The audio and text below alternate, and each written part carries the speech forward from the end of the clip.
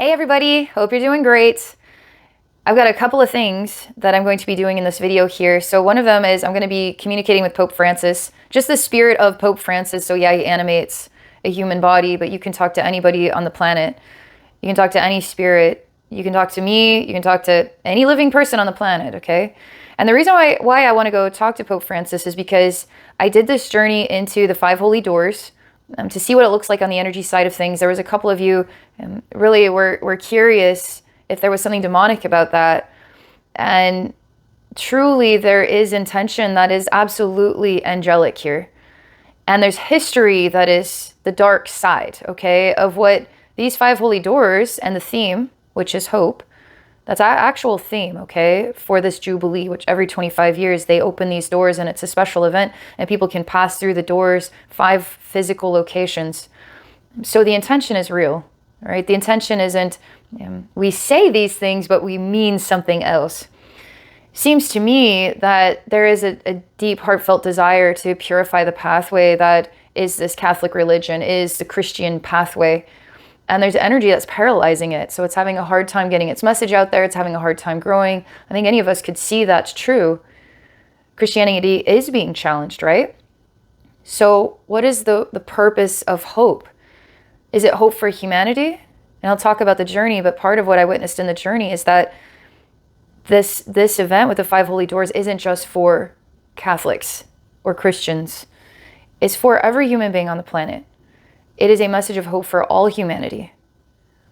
That is truly what's at the heart of it. What's interesting, what I came across, is that there is so much memory that has been seen through the eyes of our ancestry.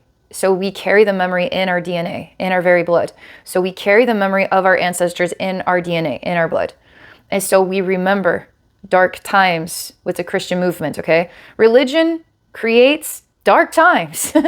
But it also sets a ground, a foundation to mold and shape yourself into a good person that could emulate the goodness that the religion is actually representing. It just depends on what you want to do with it, right? Not everybody that is of the Vatican is evil, okay? And so we need to wash away our perception. Not all of it is evil, but yes, there has been great evil. So some of it is a faction of not good, and some of it is a faction of very good. Now, the reason I want to go to Pope Francis is because part of my experience in the journey was about forgiveness and forgiving what we remember was not good, okay? And the forgiveness that then purifies the pathway and the memory and helps to rebirth this into something truly beautiful. So at the core of Christianity is Jesus. That's really the core of it, okay? And so what is Jesus a messenger of? And if now we are at a time and a place where Christianity can emulate the message of Jesus, maybe it had to work its way through time and through human growth and development. Maybe it had to work its way through to get to a place where it could be authentically honest and authentically good in what it represents. I've talked to Pope Francis before on video. This was a couple years ago. It was very interesting. Joseph and I both did. So Joseph, my husband, he also does journeys. So we project our consciousness into energy, and then we explore what the energy looks like. The energy shares messages. It's all information, okay? And so going to Pope Francis again, I really believe that Pope Francis is capable of turning a new leaf with the Vatican, with Roman Catholic Church, Christianity, to portray a message and a transformation of this religion to something truly beautiful. And now's the time. Like 2025 is the time for this beautiful flow of love to actually get into the nooks and crannies of everything we've been through over these last years or decades. Or, I mean, I don't know how deep it goes, but it feels like really benevolent change. Like it's really going to happen. We get to witness a lot of good things happening right before our eyes, and it's going to feel very breathable. And I feel Pope Francis has what it takes, is a very good person, and has what it takes to bring out a new message. And so these 5 holy doors, I am in sync with the vision. I'm in sync with what is genuinely being portrayed here, is authentically being portrayed here. There's nothing demonic about it. In fact, it's trying to keep the demons out of the way, okay? Not to work with them and pull them in and erupt something disturbing for the planet. It's actually trying to offer something of a spiritual goodness here. So I stand by that, okay? Now, for me, where are the demons? I feel like, people talk about the spiritual war, and here's the evil and here's the good. Here's the human race at the center.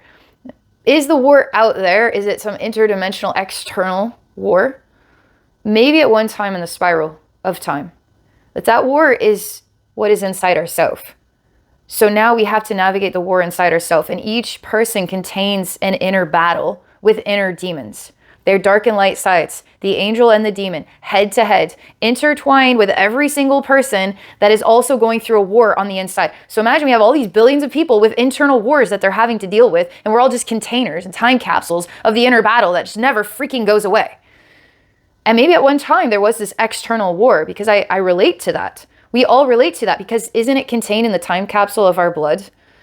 Isn't it contained in memory, in soul memory, in physical memory? I'll let you think about that. So, I haven't told you much about the journey that I did into the 5 holy doors. I feel like I want to go visit Pope Francis right now, and then I can share more insight into that. So I'm just going to relax here, and I'm basically going to project my consciousness to the spirit of Pope Francis, who animates the body, but who is a totality of divine truth, divine love, and talk to him about what I saw. And I really feel strongly that he has a voice that can bring peace to the history of this movement, and that voice is needed in the hearts of many, even within the hearts of those who are part of the Catholic faith, to actually hear the Pope talk about the history of this movement and the dark times and the dark deeds and what it took to get to this point. Because we seek forgiveness, but the movement itself seeks forgiveness. And I feel he needs to make a message to talk about the history that he knows, and what this 5 holy doors and this message of hope is truly all about. Because there's something in the energy that I came across that to me was sending a signal out to God, out to the earth, out to history, out to all human beings.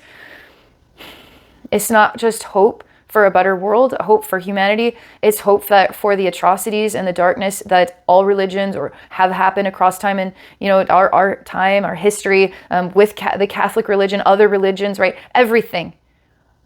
It's a purification. It's a transformation of all of that into something rebirth, something rejuvenated, something good, something holier than it's ever been before. This movement needs help to really get it louder energetically. Okay, let's go see what Pope Francis is like, what he has to say. Right now he's in the energy world. I see him contained in it's like a rectangular prism shaped box, and it's made out of a dark metal or a dark stone. What's interesting is he's separated from himself. And so I touch this material.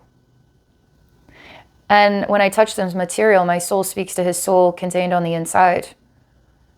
And I see the material turns into a liquid, and there's other beings that are here watching me. And I welcome them to come out of the shadows. Like, we don't need to hide from each other. Like, I'm not separate from you, and you're not separate from me. But I don't like seeing Pope Francis locked in a box. That tells me that he's restrained from really being himself. So something is keeping him from being the vocal piece at the level or the caliber that he himself would like to express. So something is keeping him tongue-tied, you could say. And it's all ghouls and weirdos, in the shadows coming out. And now I walk through this box and I see it's quite an infinite space, and Pope Francis is stuck in this crazy maze. And I smile and I shout to him and I say, "Get back here, you!" And I say, "What are you running away from?" And I hug him. I say, "I remember talking to you. It was a few years ago." And he cries, actually. He says it's such a great task, like a big task. Not a great job task. It's like, it's such a great task. Like, it's such an enormous task. Like, what shoes to fill. He has shoes to fill here. And it is hard. And his soul is tired. And I feel nauseous, and I come into a space where I throw up, okay? And there's yellow in the puke, and my mind is dizzy.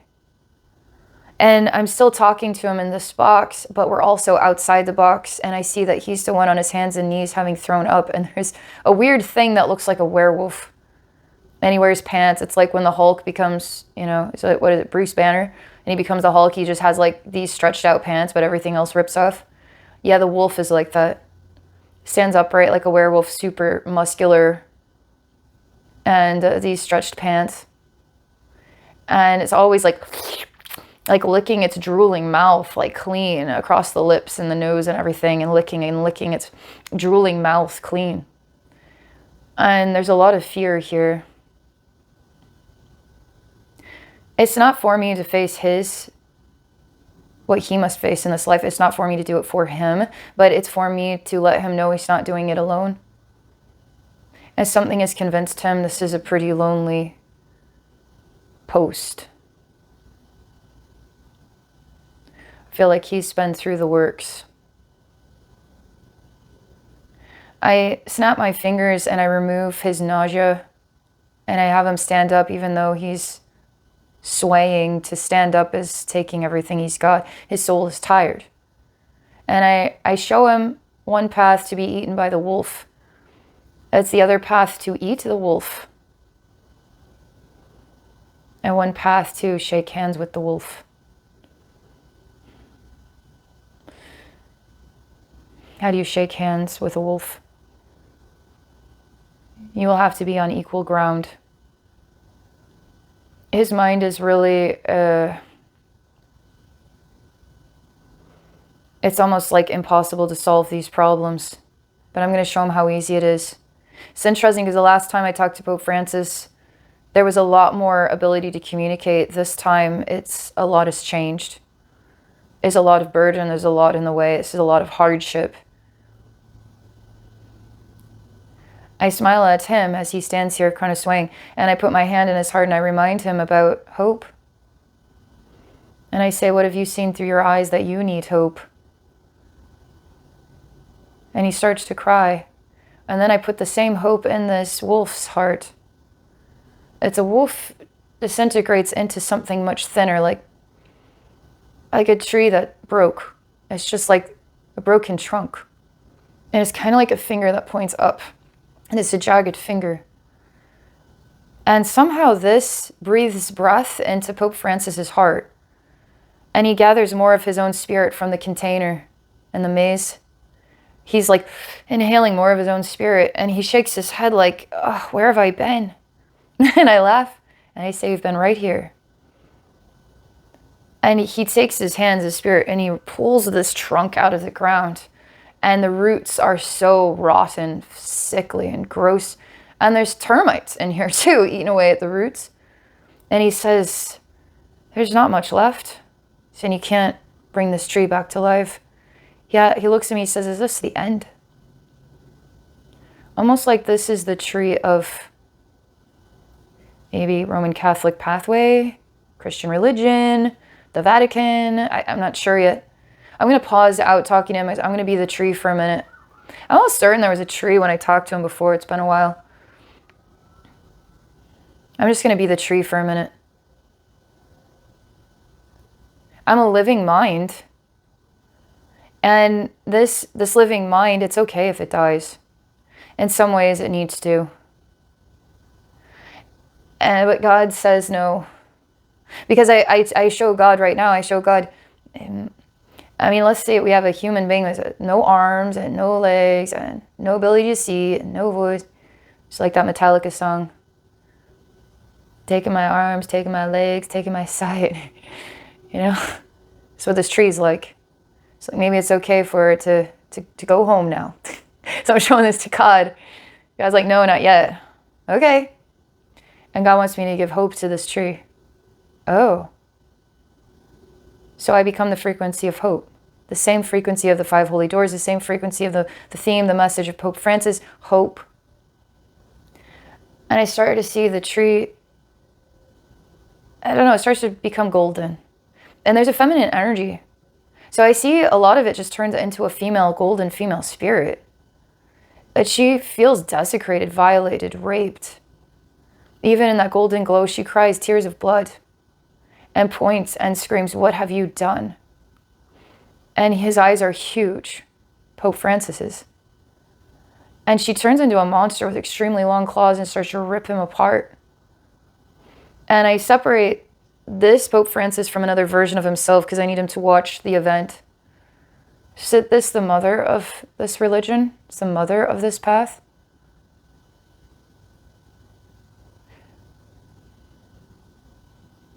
And I see that her rage becomes part of him. And he's consumed by all this pain.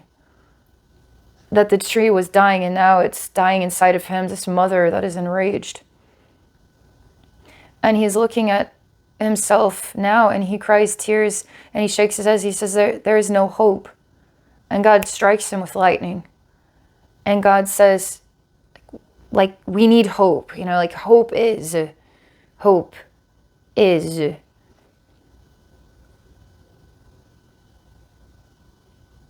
And then God shows Pope Francis as a beacon of hope. And to remember yourself. Strike you with lightning. Remember yourself. And now, as the lightning comes in, it's nurturing his soul some more. And he starts to breathe in more of himself that's been contained in a box. And he's waking up. He's waking up. And I see that this rage from divine feminine, if you want to, the rage of the mother, is starting to breathe within him, is starting to breathe. And he is starting to breathe. And this is being healed. And he's gaining more of himself, and I see him glowing. And this is his journey. This is his spiritual journey, his journey with God, his journey with the Vatican, his journey with Christianity, his journey. He is our brother. We are all of the same family. We have to help each other.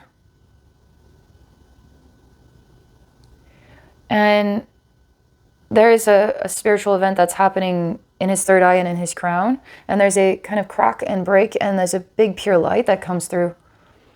Because he's a conduit, he's a messenger. The Pope is a messenger of God. This is what the Pope is symbolizing. A messenger of God. For those of the Christian faith, Roman Catholic faith, he is a messenger of God. And I start to see him glow, and then I hear this box that contained the rest of him. It just shatters and breaks, and the rest of his spirit comes back to him. And he feels kind of next level, like way out there, okay? Like next level out there, like not even human anymore. And I see that this divine mother is being transformed within him, this divine man.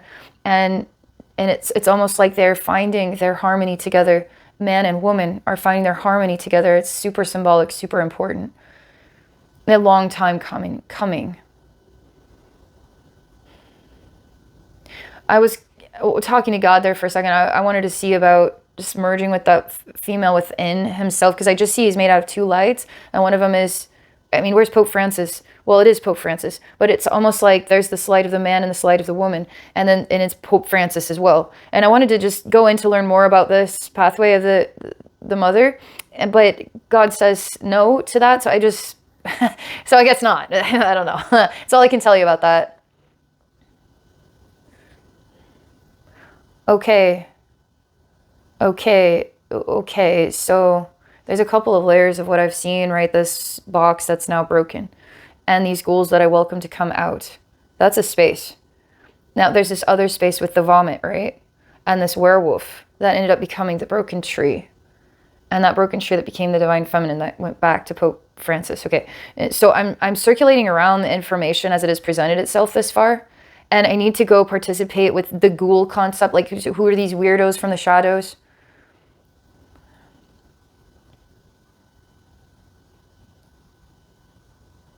Oh, they're just really bad thoughts. They're kind of like, people can plant seeds that are really bad. Okay, like don't take that person's advice, terrible advice, all right? But that is a weirdo from the shadow. And that person then speaks the language of the shadow, okay? So they're a bad thought. They're not a good idea, all right? But some people become animated by really bad ideas. So we're all in this internal war, right? So some people let the dark side, they just let the dark side then speak and animate them. And so they become transformed, and then they become a something. And then they're full of language, just like we're all full of language. So I see that this is just almost like there's such a lineup here of almost like an energetic barrier. It's like thoughts that have become so connected that they create this wall. So this wall stands in the way of other thoughts. Then those thoughts can break this wall down. But it depends on how strong that person is. So an independent person, a strong soul, okay? A strong soul is an independent person. So Jesus, right, is a strong soul, independent person. And then we have weaker souls, right? Nothing wrong with that, okay? Because we're all part of the dynamic here. We need to be challenged to discover our strengths so then we can be independent and we can be proud of ourselves for standing our own ground, right? So then we have weaker souls like to coagulate into groups, okay? And so some of them are sheep, but some of them are like nasty scabs, okay? Coagulated blood. All right, so we have like some of this likes to get really sticky and create these impossible walls. Because it just is so much fear and so much insecurity in these like animated thought people of the dark, gross stuff that one strong person can easily break that down.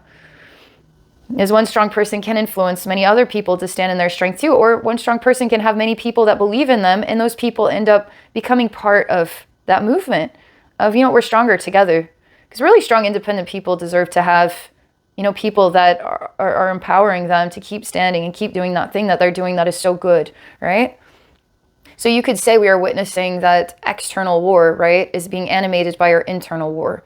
So the good and the evil. Good things help us to grow, evil things poison us, and then we wither away and die. And so it's death and life, okay? Battle. And I tell Pope Francis that you're strong. I tell him you're strong, just like Jesus. We're all strong like Jesus. If we want to be. Am I Jesus or am I Abbey? So can I be like Jesus? Yes, I can. And you can too. Like we can always be like anybody that we admire. And then we get to emulate that meaning into this world. And that's a very powerful thing. So how does Jesus come back? Through us. We all are carriers of the meaning of Jesus. So Jesus comes back through us. That's what I feel about that, okay? Everybody has a right to their viewpoint on that. So Pope Francis, you have the power of Jesus. Pope Francis, you are a representation of the good. Pope Francis, you are a strong soul. Pope Francis, you can fill these shoes. Pope Francis, you can do it. Pope Francis, I believe in you. Pope Francis, I love what you're saying here about hope. And I know you've needed it. I know you've needed it. That's why I'm here. To give you hope. To show you hope has heard you. And now I stand with him, actually helping to fill his shoes because he needs a little bit of help. Because I see he's up against like an army of monsters. And I start laughing. And I say, you know what it takes to be a monster? A very, very, very sad and scared soul. That you need to be the healer of their insecurities. They're coming to you for help. They're coming here to threaten you, or they are coming here for your help. You have to remember who you are. It gets really, it's almost like you can't carry the torch, It's really winded. So I bring Jesus into the scene. Jesus is a frequency. You can tap into it anytime. It's really good energy. And then I bring in angels and archangels and God and time and the master of willpower. Just bring in more and more meaning. People who love the Catholic faith, people who love Christianity, people who love the 5 holy doors, people who are grateful. And we all start to sing a song for Pope Francis to find the strength to face this. And all it is his fear of speaking the truth. His fear of facing his true power as the Pope. To hold on to the secrets or to open the door and reveal the truth. That it would actually empower the movement instead of be the end of it. And so he decides.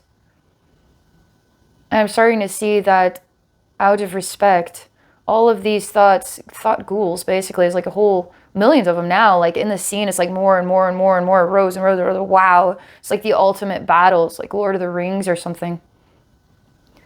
And he's starting to find again stronger bones, stronger stance, wind in his sails. And he's welcoming the children home. And this is Jesus. So Jesus welcomes us home. And Pope Francis is a representation of the movement of love. That's what it always was about. It was always about that. And how it's gotten twisted up and weird and messed up along the ways. Like, it's time to purify this thing. It's time to cleanse this thing. Time to wash this thing's mouth out with soap, okay? And time to be authentic and speak openly about it. What you know, open up the Vatican. Let people see what's going on here. You can do it, Pope Francis. I believe in you. I'm told, or I just feel it in my being that I have got to do this video with all of you. I've got to share this message with all of you so you can see Pope Francis, so you can see that there is something good here, and so that you can plant some seeds in your mind and say, I would love to see a beautiful new shift where the Vatican actually opens up about what it knows and what it's seen, and that good can come from this, that a big change can come from this. And Pope Francis holds the key, right? Why don't we empower him? Let's do it. Let's do it. So I see there's so many good beings here with him, and so many souls that have just gotten twisted up and confused, and then held on to the memory of the confusion, and then became kind of the fabric of it. And now the wall's getting reduced into a weaker state, as I see more, you could say, thoughts that are more like spirits, people, be animating living bodies, coming towards Pope Francis now, which is towards the spirit of Jesus. And it's really, really beautiful. And it's all just like this beautiful doorway that is open to heaven, is open to God. And it's through forgiveness. Isn't that what the real meaning of this is? That we can learn about forgiveness. We can learn about the 10 Commandments. We could learn about how to be a good human being through the stories and the messages in the Bible, that it's not just a putrid, nasty thing. Isn't it possible that Donald Trump Inauguration Day and the end of the Satanic Church, isn't it possible that that's just a representation of what is now this beautiful, bringing the holy energy, opening the 5 holy doors, the message of hope, that there's more than we have to hope for something good. It's actually present with us, and we get to start to wash away the dirty windows and see the beauty and actually reap the reward of the beauty, and that souls can be transformed and we can all start to feel a heaven on earth. Isn't that what this is all about? Do you see? All right. I'm just going to continue to let this image circulate, because it's helping his soul to inhale and exhale. It's helping to inspire the human that he is to remember his role and the power that he has to make it something new and beautiful. The message of hope, the energy of Jesus and God and the angels and the archangels and all the souls that really need the help of the church, you could say, through these teachings, can actually teach people how to be a good person. Now, through the history, I mean, we can talk about the history. I do believe that we can talk about this history, and we can all say, you know what? The past is the past. I'm ready to move forward. I forgive. I don't want to contain this in my DNA. I don't want to contain this in my soul. Some kind of unforgivable agony. I just don't want it. I forgive this whole thing, and I'm sending light into this whole thing, rivers of light into this whole thing, because I'm at peace. And I am empowering the good to come out of this, because that was the true voice of what this was meant to be about all along. And it can happen now, okay? So in saying all of that, I don't know that I need to talk anymore about the journey I did in the 5 doors. I mean, if I were to tell you anything, I had learned what the theme of hope. It was stifled. It was jammed up. It was paralyzed. It needed help. There is a message in this, almost like, please, God, give me hope, help me. And so I needed to go talk to Pope Francis. There was also this underground church, which a big part of that message was the weight of memory was there, the meaning of blood. And it was a bit ritualistic in this part, but it wasn't about a demonic ritualistic thing. It was about the value of each and every human being on the planet and the value of blood that contains the memory like a time capsule. So all of my family history, it's all remembered in my blood like a time capsule. I am a walking time capsule, okay? That was one of the key details that happened there. Another interesting thing, this is also part of the theme, the message of hope, that happened in the underground church with the stone man, the weight of memory, and then this message about blood. So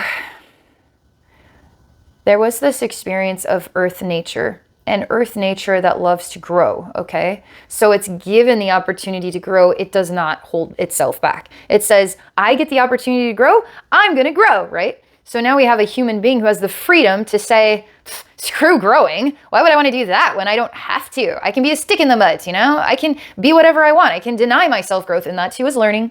and therefore that too is growth.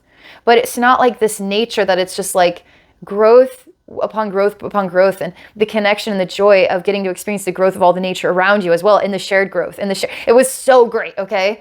And that feeling, the nature of earth, okay, was paralleling the feeling of growing as a human being. And it is so great, okay? It was so, so great. And it was about that message right there. You see how like exciting and adventurous and wonderful that sounds? Now, let's put that into Pope Francis. Let's put that, right, into the 5 holy doors. Let's put that into this energy that wants to just paralyze it and quiet it and make it disappear. Because it's all demonic. Like, time to change the language. Time to heal this. Time for new growth. Time for things to grow in a healthy, happy way. So that's basically what I experienced when I did the journey into the 5 holy doors, which then prompted this. And now I'm doing this video for all of you. And so I hope you found this enlightening. If you're interested in any topics happening in the world today, put that in the comments.